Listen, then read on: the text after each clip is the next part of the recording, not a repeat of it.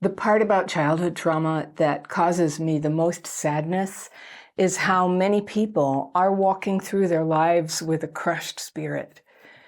Like all their confidence, all their hope, all their inner power to do anything more than to just survive has been taken from them.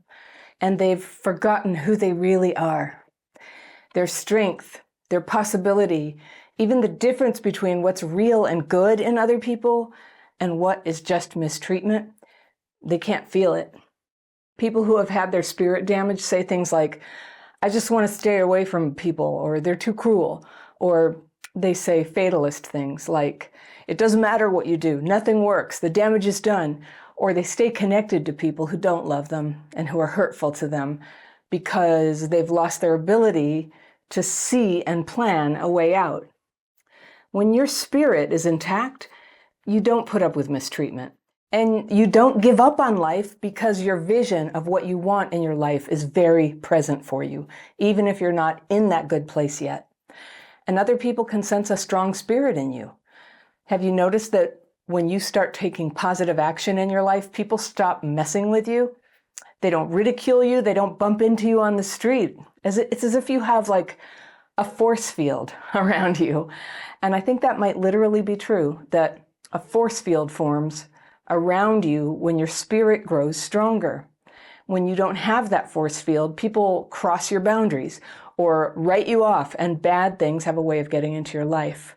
Has this happened to you? It's a question to ask yourself, what happened to your spirit? Now, when you've been really beaten down by life, it's not just that you don't feel worthy of having good people in your life, it's that with a crushed spirit, it's hard to have any good relationships in your life at all.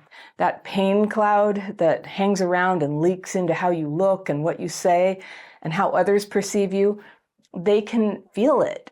And you can feel that. Maybe you hold them at arm's length, or you meet new people and you can't tell the difference between someone who's going to mistreat you and someone who's functional and kind, who would make a good friend for you. But even with the good people, the anxiety you feel, the skittishness about connecting and being yourself can make it so that new friendships don't stick. Nothing seems to develop. It's like, nice hanging out with you. Let's do it again sometime. But you never do it. Maybe that's what we do for self-protection, but staying isolated is too high a price to pay. Now, let me be clear. I don't think your spirit is ever destroyed. It can be crushed, it can be dented and suppressed, but it can't be destroyed. And that means it can recover, like a wilted plant that needs people to just stop walking on it. Just a little bit of water and it can come back strong again. You can heal a wounded spirit. You've probably done it before in your life. I have. I'd describe this kind of healing as restoring your sense of self-preservation so that you can take care of yourself. It's resurrecting your desire to contribute so that you can have that deep pleasure of bringing some good into the world. Everyone likes that. And it's building the inner power that you need to become your real self and to feel joy, and also so that you can connect with other people and help them be themselves too. When your spirit starts healing, your emotional radar gets better. It just gets better. A sense of purpose will start to grow, and your life will start to take shape and have the positive direction of, where it's going. You'll discover it one step at a time, but it's moving. Where it's going is where people love you and you're important to them, and it's where you belong. So many people now are feeling this disconnection from the world and from other people. And I've been around long enough to know that something happened.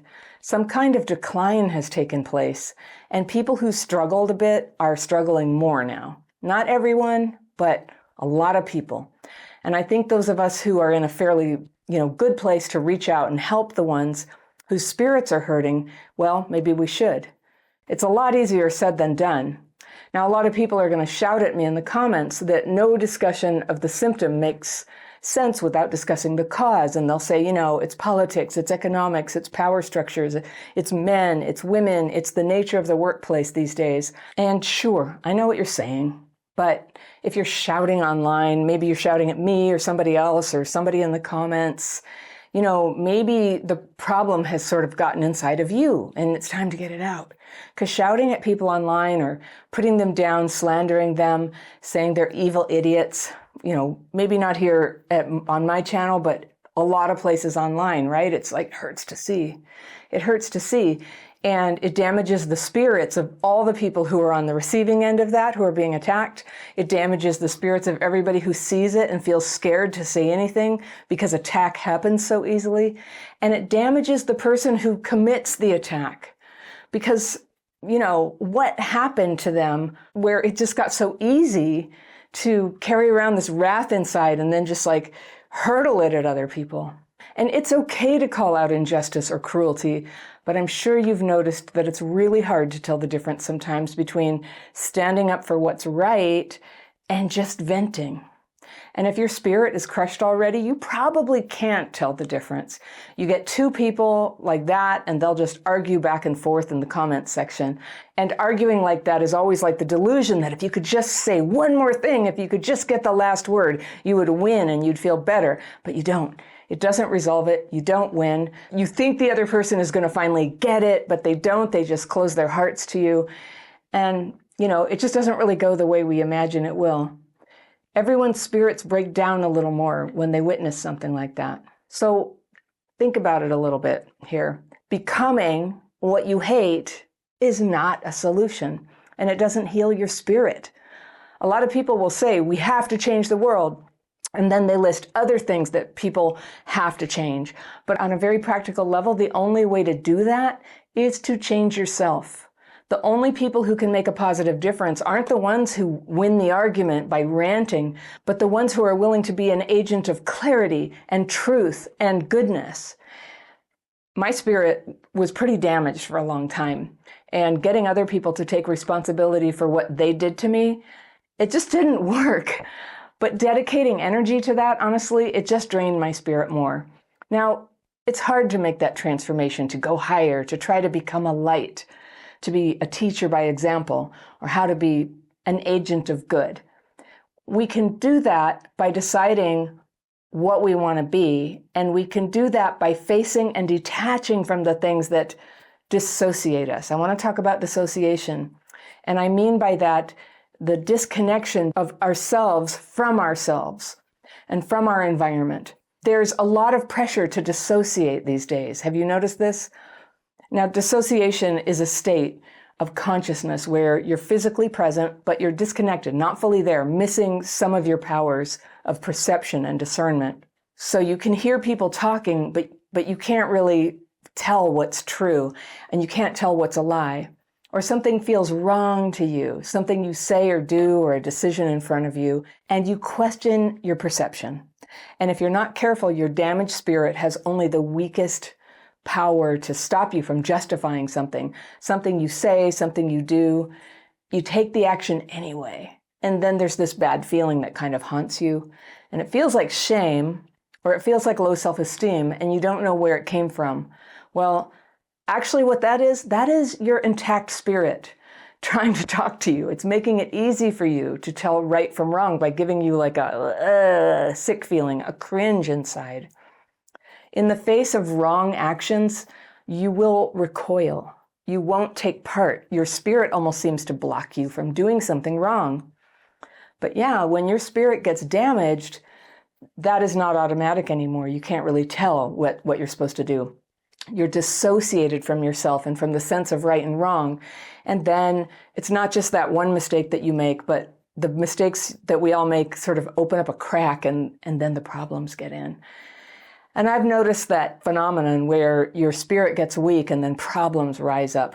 I've seen it again and again. So that's how it happens. I've seen it 1,000 ways. We're pushed to dissociate from ourselves. When people are dissociated, they become very, very easy to manipulate. Okay, I want you to keep that in mind. Don't forget that. When we dissociate from ourselves, we become easy to manipulate because that inner voice is now silenced. It can even be possible to brainwash us. So you see this in cults, and I'll use this term loosely, but in a cult, people get told everything that you see or know is wrong, and we show you the right way to live. And when you do what we say, you're in the crowd, you're loved, and in fact, you're better than everyone else outside the crowd. And this is an appealing thought sometimes when your spirit is wounded and you've been lonely for a long time. You start to think, really? Finally, people see it, huh? I'm better than everyone out there. Now, P.S., people with intact spirits don't fall for that so easily. But one sign of a cult is that when people start feeling happier and they begin to say what they think, that's exactly what gets them kicked out. By nature, a cult discards people who don't conform. And if they can't control you, they shame you or excommunicate you. And for a person whose spirit is hurting, that can feel almost unthinkable. It can feel unsurvivable. And so that's how it happens. People with broken spirits can be controlled. So even though you know what they're demanding that you agree with is dumb, it's false, it's not true, this hurt part of you needs to believe it. And to do that, to accept something your spirit knows is BS, you have to dissociate. And that's why if abusive people can get you to go along with one lie, they can probably get you to go along with any lie. Something in you shuts down and blocks the input of your eyes and ears and experience. And this is basically what grooming is, to get you to start going along with something that feels wrong to you and just refuting the evidence, refuting the inner voice in you that goes, no, this isn't true, this isn't right. And it starts as a little thing, but that's how it can eventually become where you'll believe anything. You become easy to manipulate. It gets very big. You can start to, believe these huge things that are obviously not true. Cults, by definition, need dissociated people because people who are in touch with themselves and their own sense of right and wrong can't help but think for themselves. Now, not everything we do that involves dissociation is a cult. And this concept of cult thinking is helpful to understand how a person's spirit gets worn down. We go along with something, we know it's wrong, especially those of us who weren't loved and supported as kids or who struggle with finding support now. We'll just go along even though it feels wrong. Cults answer the need for belonging and acceptance, and even when it means that we have to shut down our sense of what's real and not real, and of what's right and wrong. So I think there's a lot of that going around, and I think that's what's operating when people are cynical about people in general or contemptuous toward people or the human race, that, anybody they don't know. It's what's going on when people lose their moral boundaries and they feel like they have to override that small little voice inside that tries to warn you when something you're about to do is a bad idea or it crosses a line that you know is not good. It gives you a sick feeling. And I think lying and stealing, they're like that. I think hookup culture is like that. Dating is a positive thing, but especially for people who had trauma, there's a huge urge to hide who you are and what you want and just go along with whatever you think you're supposed to be, which is often will end up being dissociated. Whatever you think will make someone who is using you to fill their evening suddenly discover that you're extraordinary and you're beautiful and you're worthy of love, because that's what you are, by the way. Well, casual sex is not the thing that's going to reveal that to them. I talk a lot about the trauma symptom of not being able to express what you really want in a relationship or even to hope for, privately. Like a lot of people get shut down and cut off from that. And settling for someone who's happy enough to have a casual relationship with you, and I say casual because it's not really casual, but it is, whatever it is, if they will settle for that when that's not what you want, it is, well, for you, it's self-betrayal. The betrayal of yourself hurts your spirit. It trains you to dissociate, to disconnect from yourself, to silence yourself when you're just like, no, this isn't what I want. This feels terrible. You learn to silence it. You learn to smile and act cool and, not put up a fuss. And sometimes when you freak out, that someone hasn't been good to you or honored you and your actual need and desire for love just comes leaking out even though you tried to hide it, but there's all this anger coming out of you. It will wreck a false relationship, right? A false relationship can't handle the truth. But you know what that outburst from you will do, as much as you may feel embarrassed about it? It will reactivate your spirit. It's fighting its way back to life. It's a good thing. I heard this Bob Marley quote, It's a cowardly man who awakens the love of a woman but has no intention of loving her. Can you feel that? I do. There's a lot of meaning in that comment. And someone who soaks up someone's romantic love while they gaslight the other person into believing that it's their hope of love that's foolish and shameful. That is spirit damage at its strongest. To humiliate somebody for wanting love, for giving love, for completely just sitting innocently in that expectation of love. It's very wrong to take advantage of somebody in that state. And it can be done to men or women, of course. And I call this, when people do this to another person, I call it romantic shoplifting, or being a romantic vampire, feeding off and encouraging the love of a basically dissociated person who has no way to not give you that love. People who are hurt and detached from themselves can be easily tricked to give away anything, to let you do anything, because secretly, privately, they will hope anyway, no matter what you say, they will hope with all their hearts for love. And this is why it's not cool to have a just sex relationship with someone you know darn well loves you. Even if you say you don't want a relationship and you don't feel the same way, and even if they say, oh, that's fine, yes, that's cool, just friends, of course. I don't want a relationship either, they do cool girl or nice guy. If you do that to a person, you are taking their spirit.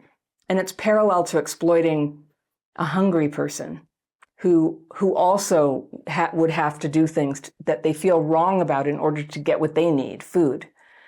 And this crushes their spirit. And I urge you to never be the cause of that. To rebuild your spirit, keep an eye on things that cause you to dissociate, whether it's joining a group of people who are self-destructive, or staying in a relationship that's demeaning for you, or doing work that you find morally repugnant or shameful, lying or manipulating people. If a job requires you to dissociate, it's not a good job, and likewise with relationships. If porn is part of your life and you're walking around with a crushed spirit, stepping away from porn is one way to begin your healing process. You might also step away from shaming other people through gossip or big ugly comment threads online, which is kind of where I started with this video about crushed spirits. Saying awful things and getting people to mock someone with you will give you this little tiny high. Oh, look, people like me. I'm so smart. I'm part of the cool people now. But of course, you know it's wrong, and you can't stay connected to your heart if you do this. You will dissociate. People who are into this they're not cool, by the way, obviously. They're just dissociated. They're zombies in a world of spirits, marching around, trying to bite the faces off anyone who's actually alive. All right, drugs. Drugs will dissociate you. God knows for a lot of us, that is what drugs are for. And I'm talking about recreational and prescribed drugs here, when used in a way that shuts down your conscience and separates you from what you know to be right and wrong. You can stop. And if it's hard to stop, it just means it's time to get help. And there are other ways that things that are meant to help you can be turned against you. And I see this sometimes with psychological language, which, like anything, can be used to deny reality. And one person will do it to another. And they'll use language to escape or dissociate and to exploit people. And vulnerable people can sometimes be manipulated by psychological concepts. And that's what's meant by the word psychobabble. Some of you will remember a video I did recently where someone used the phrase hold space like a dozen times as she was trying to describe how she was tolerating one hurtful behavior after another from her boyfriend, who appeared not to be very into her, very dedicated to her. He was, being unkind and dismissive of her. And she kept saying, I'm trying to hold space for it. I'm trying to hold space for it. And she was using the term, I thought, to shut down her sense of hurt and outrage. She was trying to make the relationship work. But of course, if a relationship feels like this and you have to shut yourself down to make it work, it's not working. It's just not a good relationship. And facing facts like this can be heartbreaking. And for those of us with attachment wounds, it can be terrifying. It can feel, life-threatening, even though consciously we know it's not. To connect with your heart, to become willing to turn away from these terrible bargains we make with pain, like, I'll ignore my feelings if you'll just stay. And when you get clear about what you really want in your life, you'll have more power to step away. And yes, when it's going to require that you be alone for a while, it's scary to come back to what's real. But it's the only way to come back to the good, clean air of truth, to the only place where healing is possible. So be encouraged about your healing.